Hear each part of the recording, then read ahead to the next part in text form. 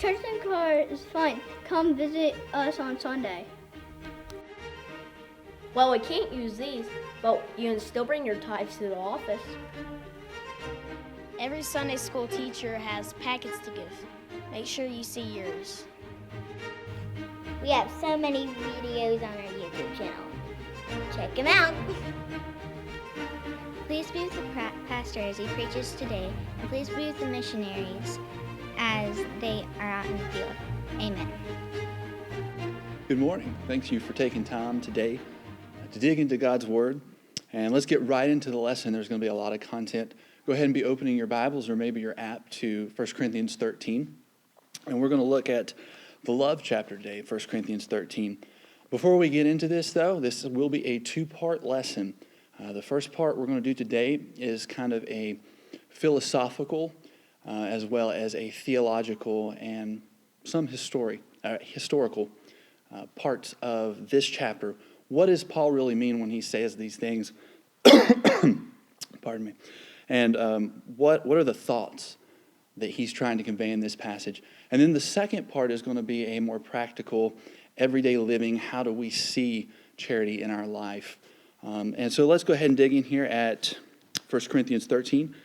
Paul writes, "And though I speak with the tongues of men and of angels, and have not charity, I am become as a sounding brass or a tinkling cymbal. And though I have the gift of prophecy, and understand all mysteries, and all knowledge, and though I have all faith so that I could remove mountains, and have not charity, I am nothing. And though I bestow all my goods to feed the poor, and though I give my body to be burned, and have not charity, it profiteth me nothing. Charity suffereth long, and is kind. Charity envieth not. Charity vaunteth not itself, is not puffed up, doth not behave itself unseemly, seeketh not her own, is not easily provoked, thinketh no evil, rejoiceth not in iniquity, but rejoiceth in the truth, beareth all things, believeth all things, hopeth all things, endureth all things. Charity never faileth, but whether there be prophecies, they shall fail. Whether there be tongues, they shall cease. And whether there be knowledge, it shall vanish away. For we know in part, and we prophesy in part. But when that which is perfect is come, then that which is in part shall be done away. When I was a child, I spake as a child, I understood as a child, and I thought as a child. But when I became a man, I put away childish things. For now we see through a glass darkly, but then face to face. Now I know in part, but then shall I know, even as also I am known. And now abideth faith, hope, charity, these three. But the greatest of these is charity. And in chapter 14, just that first phrase, follow after charity. Now, when we look at 1 Corinthians 13, we often say this is the love chapter of the Bible. But what is charity? What does it mean? Charity means love, but Paul uses the term love 85 times in his books and uses the term charity 21 times. So there's obviously a distinction there, but what exactly is that distinction? And to kind of add to the confusion, if you happen to look at other translations, I skim through the NIV, the ESV, the New King James, the NASB, and the NLT, and you find that they translate this as love. But we see a difference here. What does this mean? What is it about? And so the failure is a part of the English language. It's very vague. The vernacular is very vague concerning love and our understanding and our language. In the Greek, which is what the New Testament would be written in, there's actually several different types of love, and the language makes a distinction between the types of love. There's a lot, but it can be narrowed down to 4. And forgive me if I mispronounce these. I don't speak Greek. But philia, which is a friendship type love between best friends, and storge, or storge, which is the affection between parents and children, or children to parents. It's a familial type love. You then have eros, which is like a sexual desire. And then you have agape, which is an unconditional love. Now, this is what we in Christianity will call God's love. Agape is God's love. But it means unconditional. So how do we get God's love out of that? And that's because our love, human love, by very nature, is conditional.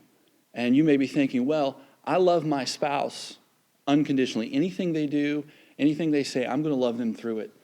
But that's the fact. They're your spouse. You love them because they're yours. A better example may be between a mother and a child. You know, you may say, I have unconditional love for my child. No matter what they do in life, I'm still going to love them because I'm their mother.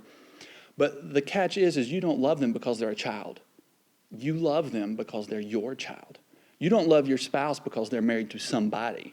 You love your spouse because they're married to you. And how much different is God's love than that? Whether we accept him, whether we don't, whether we are his or whether he is not, he has already provided the sacrifice.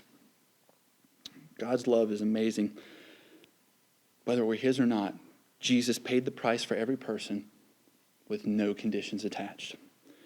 And so as we look into this, as we understand charity is agape, which is God's love, unconditional, which is God's love. When we look at this passage through understanding that charity is God's love, there's some things that we need to get out of the way. Before we lay our foundation, we need to get rid of some wood, hay, and stubble. And first thing to talk about is our cultural understanding of love. It's very much different than that of what you're going to see in the Bible and in 1 Corinthians 13.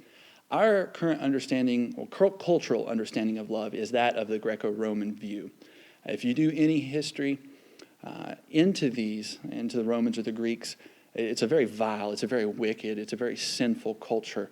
And I found this on the internet. This is Deborah Anapol. She has a PhD, and she was asked, what is love from an American society? And she writes, love is a force of nature. However, as much as we may want to, we cannot command, demand, or take away love any more than we can command the moon and the stars and the wind to come or go according to our whims. Love is bigger than you are. You can invite love, but you cannot dictate how, when, or where love expresses itself. You can choose to surrender to love or not, but in the end, love strikes like lightning, unpredictable and irrefutable. If you need to replay that back again, do that and think, what form of love does that actually sound like? And I think that if you give it some thought, it sounds a whole lot like eros. That sounds more like sexual desire than it does God's love. And 2 Timothy 2:22, go ahead and turn there with me. 2 Timothy 2:22, he completely pegs our understanding of what love is, and then he contrasts it with charity in 1 Corinthians 13. 2 Timothy 2:22, flee also youthful lusts, but follow righteousness, faith, charity. We'll stop right there. Youthful lusts. That is truly our culture's understanding of what love is. And you may say, no, that's not my understanding of love. I don't think that at all. Let me ask you how often you've heard or you've used these phrases. I fell in love. It was love at first sight. He's head over heels. They're blinded by love. But I love them. You can't help it. You're in love. I don't even know what this next phrase means, but it sounds so cool. The heart wants what the heart wants. These are terms of lust. They're not of love. And you'll find that as we continue to dig into 1 Corinthians 13, that God's love is an action. It's not an emotion. And in that thought, there's one more thing that we need to take away from our understanding, step back and understand this is part of the culture and not part of Christianity, is love is an action and not an emotion. C.S. Lewis, in his book Mere Christianity, he had this excellent thought. He brings it out so well. In the term gentleman, once upon a time, a gentleman was somebody that had a coat of arms and that owned land. Now, today we don't use that term that way, but back then, if you said, oh, well, they're not a gentleman, you weren't insulting them. You were simply stating they did not have this and this. And so what happened is that we have taken descriptive language and turned it into emotional language. The language of gentleman no longer means this guy does A, B, and C. It means this is how I feel about him. It doesn't describe the object, but it describes the user's feeling of the object. And we've done the same thing with love. When we say we love someone, we're saying, oh, we really like them. We feel good about them. We have a good feeling. But when God says that he loves somebody, it's different. That means A, B, and C. And so with these two thoughts, hopefully taken away from our understanding of love, let's take a step back and let's open up ourselves to understanding what God actually means when he says he loves us. And another thought to go with that is in Psalms 18, David says to the Lord, I will love thee. And just reading that with our cultural understanding of love, it doesn't make sense. I will love you. Well, that sounds like it's a work. It sounds like it's hard. It sounds like it doesn't come natural. Well, that's because love is an action and not an emotion. And before we start to dig into 1 Corinthians 13, let's also take another step back and let's look at the context of where this is at. You can see this in chapter 12 and in chapter 14. This is, of course, a letter from Paul to the Corinthian church. But the Corinthian church was enamored with spiritual gifts. They were obsessed with it. 1 Corinthians 12 is nothing but Paul talking about what these spiritual gifts are. And in chapter 14 and verse 12, you'll find out that the Corinthian church was very zealous towards these gifts. They were enamored with these things. And so Paul tries to take a step back with 1 Corinthians 13 and says, now get your eyes off of these spiritual gifts and let's think about why we give. 1 Corinthians 13 is an attempt from Paul to move the Corinthian church from action to motive. It's to go from the spotlight to the backstage and to take the appearance of all these spiritual gifts, to take the appearance of Christianity. And 1 Corinthians 13 is the essence of Christianity. We're not talking about the things we're doing. We're talking about why we're doing them. And that's God's love. So let's go ahead and start with verse 1. And as we dig into this, it's not going to be a verse by verse or even a thought by thought. We're going to kind of go back and forth, blend these verses together, and understand kind of what Paul was meaning when he says some of these things. So forgive me if we're back and forth a lot. And he says, though I speak with the tongues of men and of angels and have not charity, I am become as a sounding brass or a tinkling cymbal. These little phrases that Paul uses in here, and though I have this or that or the other, I'm nothing without charity. They actually have a lot of depth to them, and they have a lot of meaning. And so let's look at the first one. And though I speak with the tongues of men and of angels. And Paul's not saying that he's able to speak every language. That's not the point here. He's not trying to say that, oh, if I could speak every human language and maybe some angel language, that would be awesome, but without charity it's nothing. He actually has a very deep understanding of the Scriptures. Paul's letters, they take from each other, they blend, just as Scripture does. And you have to know that Paul he's not an unintelligent man. I mean, a Pharisee of the Pharisees, and then after his Damascus Road experience, 3 years, he went into study. Paul correlates this to other scriptures. And when I think about the tongues of men, the first thing that pops into my mind is James 3, how he talks about the tongue no man can tame. It boasts great things. It's an unruly evil. It's full of poison. He talks about the power of the tongue and the danger of the tongue. In Psalms 12, David's enemies says that with their tongue they will prevail. And if, for sake of time, we won't, but in Proverbs 10, verse 20, it talks about what the righteous can do with their tongue, how they can heal, how great a righteous person's words are. Words are powerful. Whether they're used for good or evil, they are powerful. And what Paul is saying here is that with the tongues of men, no matter how powerful my speech may be, no matter what I can cause to come to pass with my speech, it is nothing without the love of God. And he makes the same statement here with angels. And if you look back through the Old Testament about what did the angels talk about, what did they do? Well, they were ministering spirits. And anytime an angel speaks, they're pretty much speaking exactly what God told them to. They're bringing a message from God to someone. And so, once again, Paul is saying here that with the tongues of angels, that if every word he ever spoke was directly from God, if it was ordained by God, it doesn't matter. Because unless it has God's love, unless he has God's love, it's nothing. It is a sounding brass or a tinkling cymbal. And verse 2, he says, and though I have the gift of prophecy. And that's pretty significant because prophecy is one of the reasons why we know the Bible is trustworthy. You'll see the first instance in Numbers 11 where the 70 elders prophesied. Prophecy marked Saul as king in 1 Samuel 10, and it marked Micah as a prophet of God in 1 Kings 22. So prophecy, being able to prophesy, is God's seal of approval upon this individual as they're speaking my words, they're from me. In Deuteronomy, in fact, it gives a litmus test of whether a prophet is of the Lord or is false, and that is if what they prophesy comes to pass.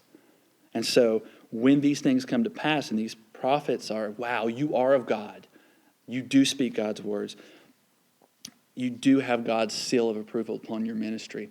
And that's what Paul is saying here with this, is that even though God's seal of approval may be upon everything he does, whether God's pleased with everything he does, without his love, it is nothing, and it means nothing.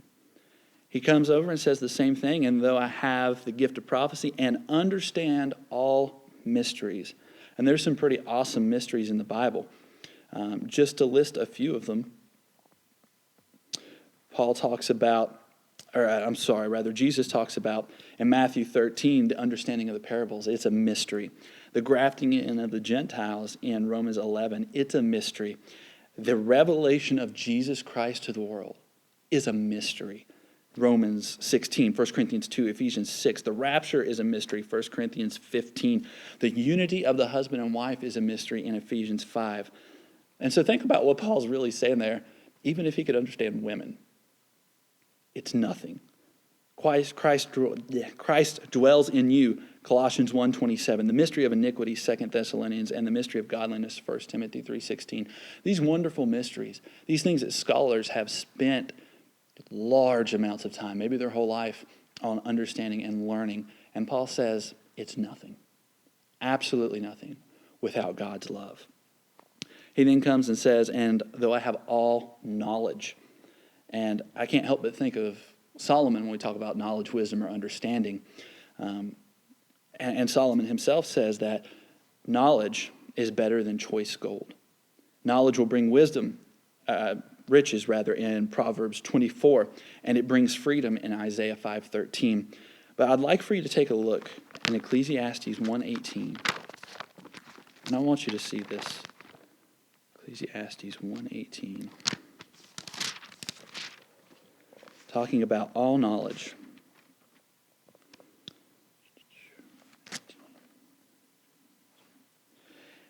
For in much wisdom is much grief, and he that increaseth knowledge increaseth sorrow. So, if you increase knowledge, you increase sorrow. So what if you have all knowledge?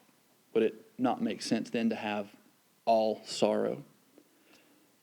And I think that the takeaway from this is that no matter what you're going through, no matter what struggle you have, no matter what makes you cry yourself to sleep at night, no matter what pain, no matter what anguish you have, it's useless unless you give it to God. Your suffering doesn't have to be pointless if it's given to God. But Paul says that without charity, without God's love, it doesn't mean anything. God can take that hurt. God can take that pain. And he can use it for something good. He may not take it away, but he will use it for something. Give him the opportunity to do that. Because as we see and as we're going to see, he loves you. The next statement that Paul makes is all faith. There's 3 instances in the Gospels where Jesus talks about all faith. You'll find the first one in Matthew 17, when the disciples couldn't cast out a demon, but Jesus was able to. And said, well, if you had all faith, you could. The next place is in Matthew 21 or Mark 11. Both cover the same situation. Jesus curses the fig tree because it didn't have any fruit on it. And so they come back afterwards. The disciples say, wow, this fig tree was cursed. It's dying. Look how quick it withered. And Jesus said, well, if you had all faith, you could do that. And then the next place is in Luke 17, where Jesus says that if you had all faith, you could take this tree and plant it in the middle of the ocean. And I think that all these have a significance to what Paul is saying. Casting out the demon, that's control over the spiritual realm. Cursing of the fig tree, that's control over the physical realm. And being able to take a tree and plant it in the middle of the ocean, which defies all physics whatsoever, that's exactly that. Jesus says that with all faith, you can have control over the spiritual, control over the physical, and even be able to defy physics and our understanding as we know it. And Paul says that even with this, without God's love, it's nothing. It's pretty amazing. He then kind of makes a transition here in verse 3 to things that he does. He says, and though I bestow all my goods to feed the poor. And I'm instantly transported back to the rich young ruler. Now, the story of the rich young ruler, it's a complicated story. It's not something you can brush over and understand, and it needs to be read carefully. I don't have time to do that, so I want to make this statement that when we talk about the rich young ruler, I'm not saying that you're able to lose your salvation if you don't give your money to the poor. Okay? So with that being said, the rich young ruler comes to Jesus and says, good master, what good thing can I do to inherit eternal life? And Jesus says, well, keep all the commandments. He says, oh, well, I've done that, which is pretty impossible. And Jesus says, okay, that's fine. There's one thing you lack. Give all your riches to the poor. And we know from reading the story that the rich young ruler, he then walks away sad. He walks away depressed because he had a lot of riches. And I think what Paul is trying to grasp at here is that even though he's to bestow all of his goods to feed the poor, even though he was to attain salvation, salvation is nothing without God's love. And if you're interested in reading that passage, it is in Matthew 19, Mark 10, and Luke 18. The next statement he makes here is, and though I give my body to be burned, and I think about the 3 Hebrew children, how they were thrown into the fiery furnace. They yielded their bodies, and this is in Daniel 3:17. If you would like to pause the video and read, they gave their life, their entire life, and not just their life, but their death. They gave their death to the Lord. And they make an awesome statement and say, well, whether he saves us or not, it doesn't matter. He's our God. Whether we see him in glory today or later, it doesn't matter. He's our God. And Paul says that even though I should give my whole life and my death to God, without charity, without God's love, it's nothing. And I think he kind of groups things together here. In verse 2, there's a grouping. These are all things that he can get. You'll see in verse 2 at the end there, I am nothing. In verse 3 at the end, it profiteth me nothing. We're talking about 2 different groups here. In the first group, it's gifts of God. And even though God were to give you this ability and that ability, no matter what you're naturally born with or what you're good at, it doesn't matter. It's nothing. It means nothing. You are nothing without God's love. And in the second verse, we see that these are actions, good actions, in fact, giving your body to be burned, bestowing all your goods to the poor. No matter what you do, no matter how good you are, it profits you absolutely nothing without God's love. And this is kind of ties into work salvation, that it's not about us. It's about God. It's about his love. Now this kind of sums up a little bit of the philosophical and the theological aspects of what charity is. Watch part 2, and we're going to kind of get into the practical aspects of how can we live charity and how can we show charity. Thank you guys so much for your time, and you have a good morning.